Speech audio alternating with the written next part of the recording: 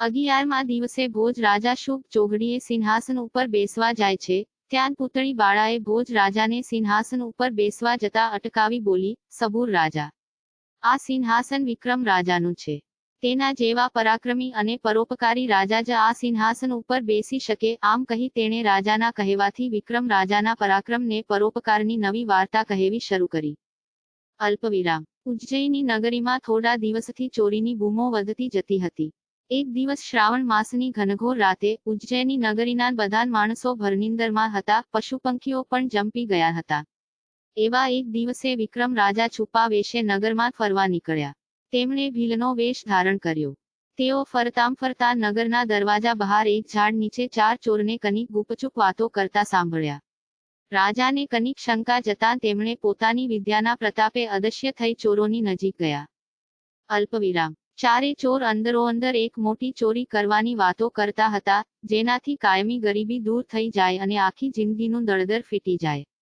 તે માટે દરેક જણ પોતપોતાની વિદ્યા વિશે કહેતા હતા. એક ચોર કહે, હું ધરતીમાં ગમે તેટલું ઊંડે દાટેલું ધન જોઈ શકું છું. બીજો ચોર કહે, હું પશુ પંખીની ભાષા જાણું છું. ત્રીજો કહે, ગમે તેવી જમીન સહેલાઈથી ખોદી શકું છું અને વજ્રની ભીંત પણ તોડી શકું છું. અલ્પવિરામ. ચોથો કહે, હું એવી વિદ્યા જાણું છું કે ગમે તેવા મજબૂત મનોબળવાળા માણસને પણ પળવારમાં ઊંધાડી દઉં છું.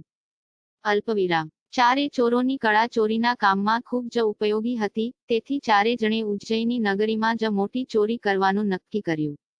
4 ચોર નગરમાં આવ્યા. રાજા પણ તેમની પાછળ અદેશ્ય રૂપે આવ્યા. 4 ચોર બ્રાહ્મણવાડામાં આવ્યા. પહેલો ચોર બોલ્યો, અહીં ધન તો ઘણું છે પણ બ્રાહ્મણનું છે. અલ્પવિરામ. બ્રાહ્મણ ધન ખાતરીઓ ખાય, જડમૂળ વંશ જ તેનો જાય. અલ્પવિરામ. પેટે પાટા બાંધી આખો દહાડો ગામમાં ભટકતો ફરે એના નિસાસાનું ધન આપણને ખપે નહીં. આમ બોલતાં 4 વાણિયાવાડમાં આવ્યા. પહેલા ચોરે કહ્યું, વાણિયાઓ પાસે અઢળક ધન છે. ત્યારે બીજાએ કહ્યું, આ તો વાણિયાઓ કહેવાય, તેમને ધન બહુ વહાલું હોય તે તો પાઈનો પણ હિસાબ રાખે, પાઈ પણ તેઓ જવા દે નહીં. આવા વાણિયાઓ પાસે ઊંડા નિસાસાનું ધન હોય છે, તેથી આપણું નખખોદ વળી જાય. ત્યાંથી 4 ચોર ગુણકાના વાસમાં આવ્યા, એટલે એકે પૂછ્યું, અહીં?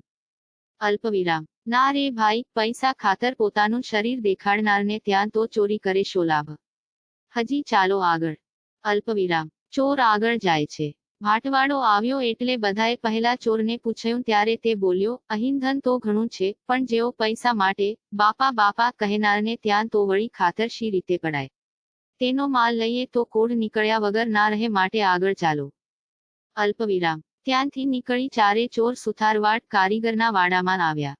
એક શાણો ચોર બોલ્યો, તે લોકો આખો દિવસ મહેનત કરીને ધન ભેગું કરે છે, તે આપણાથી ન લેવાય. અલ્પવિરામ. વિક્રમ રાજા અદશ્ય સ્વરૂપે તેમની સાથે જ હતા. ચોર લોકોમાં આટલી માનવતા દયા જોઈને તેમને નવાઈ લાગી. અલ્પવિરામ. 4 ચોર આગળ ચાલતાં રાજાના મહેલે આવ્યા.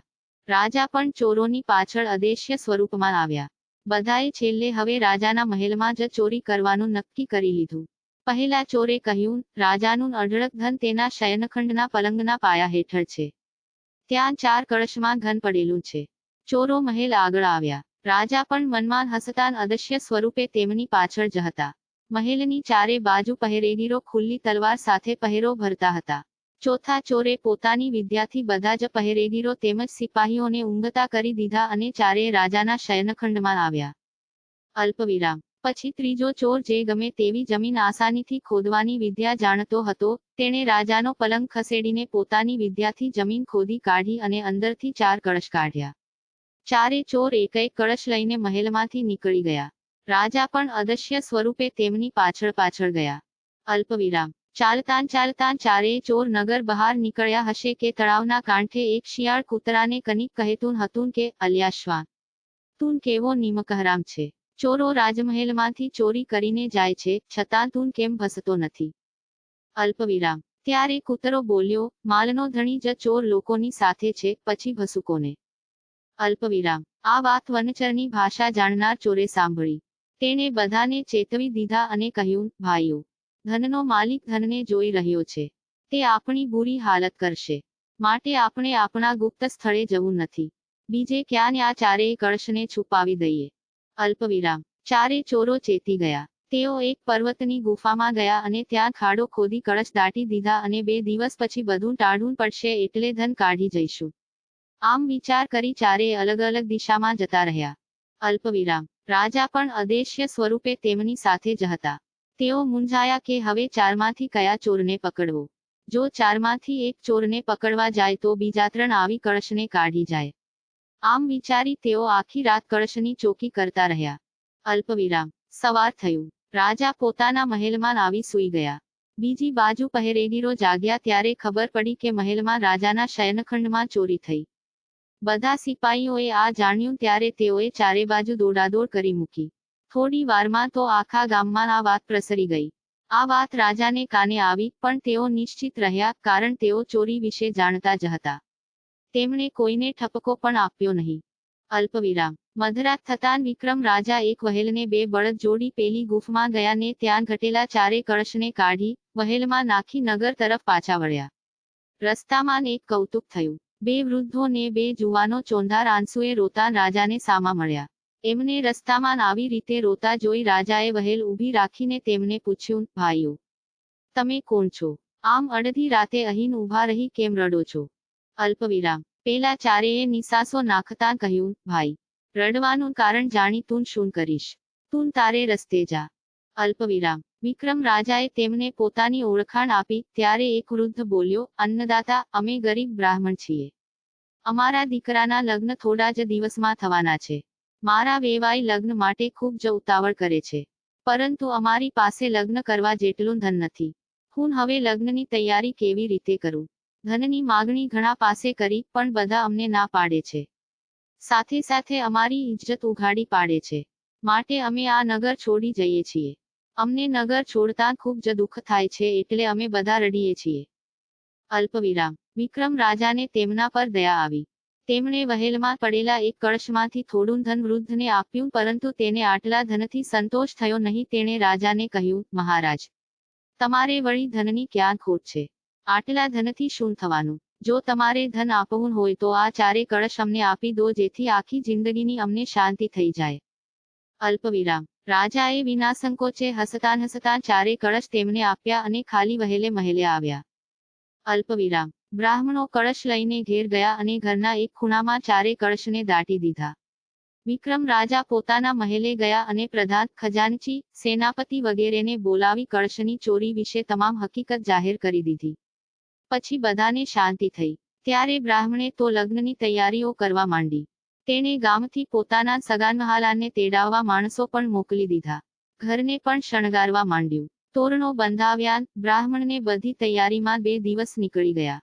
અલ્પવિરામ. આ બાજુ 2 દિવસ પછી ચારેય ચોર કળશ લેવા ગુફામાં ગયા પણ કળશ મળ્યા નહીં. ચારે ચોર તો કળશને ગુમ થયેલા જોઈ ચોંકી ગયા. તેઓ ત્યાંથી નીકળી નગરમાં આવ્યા. પહેલા ચોરે પોતાની વિદ્યાના પ્રતાપે કળશ બ્રાહ્મણના ઘેર છે તેમ કહ્યું. ચારેય ચોર બ્રાહ્મણને ઘેર આવ્યા. ચારેય જોયું તો બ્રાહ્મણનું ઘર તો ઝગમગી રહ્યું હતું. જાતજાતના તોરણો બાંધેલા હતા. ઘરમાં દોડધામ ચાલી રહી હતી. ચોથા ચોરે બધાને પળવારમાં ઊંઘાડી દીધા. ત્રીજાએ જમીન ખોદીને કળશ બહાર કાઢી લઈ ગયા. અલ્પવિરામ. સવાર થતાં બધા જાગ્યા. ઘરમાં જ્યાં કળશ દાટેલા હતા ત્યાં ખાડો ખોદેલો જોયો. બ્રાહ્મણને ધ્રાસકો પડ્યો. તેણે જોયું તો ચારે કળશ ગુમ થયેલા જોયા. અલ્પવિરામ. બ્રાહ્મણને થયું કે રાજાએ 4 કળશ ચોરી લીધા છે. તેનાથી પહેલા ના તો કહેવાયું નહીં એટલે તેણે કળશ તો આપ્યા પણ પછી ખાતર પડાવી પાછા કળશ મેળવી લીધા.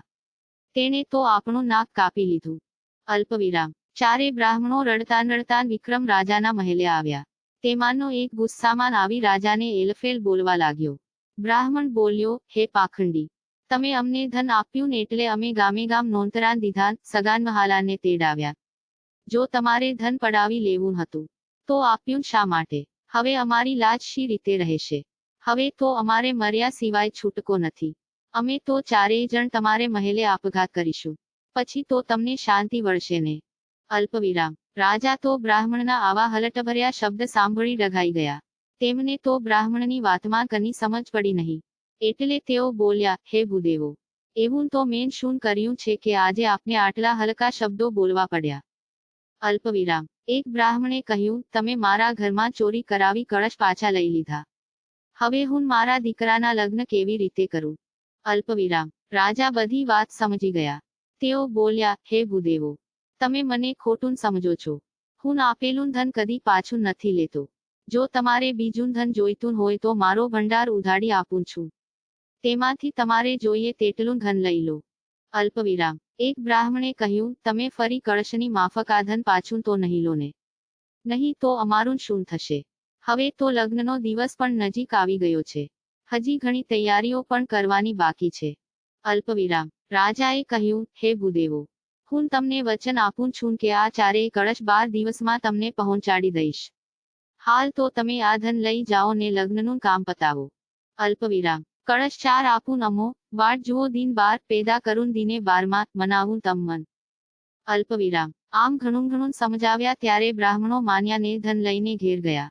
બ્રાહ્મણોના ગયા પછી રાજાએ મનમાં વિચાર કર્યો કે નક્કી પેલા 4 ચોર જ આ કળશ ઉઠાવી ગયા છે.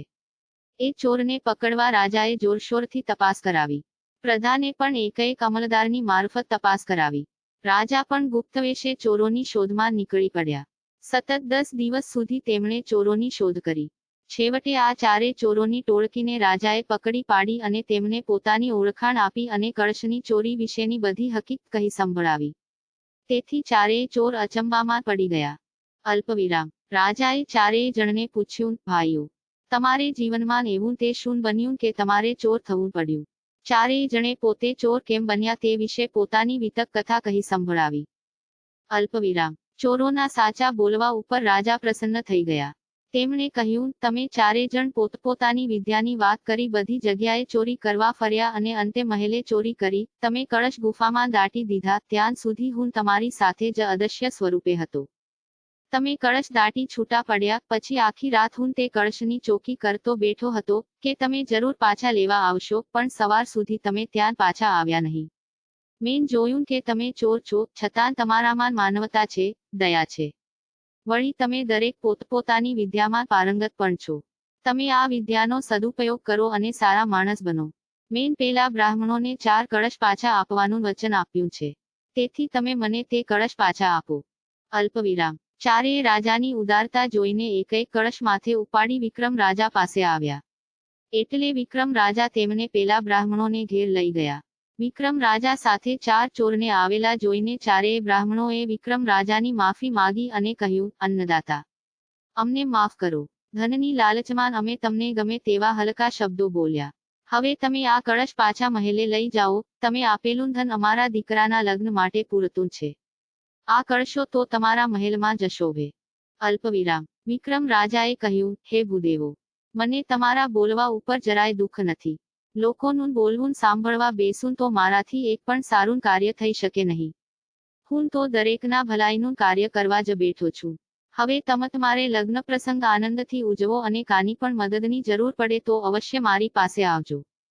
અલ્પવિરામ. વિક્રમ રાજા ચોરો પાસે કળશ ઉપડાવી પોતાને મહેલે લઈ આવ્યા અને ચોરોને પણ ચોરી કરવા બદલ માફ કરી દીધા.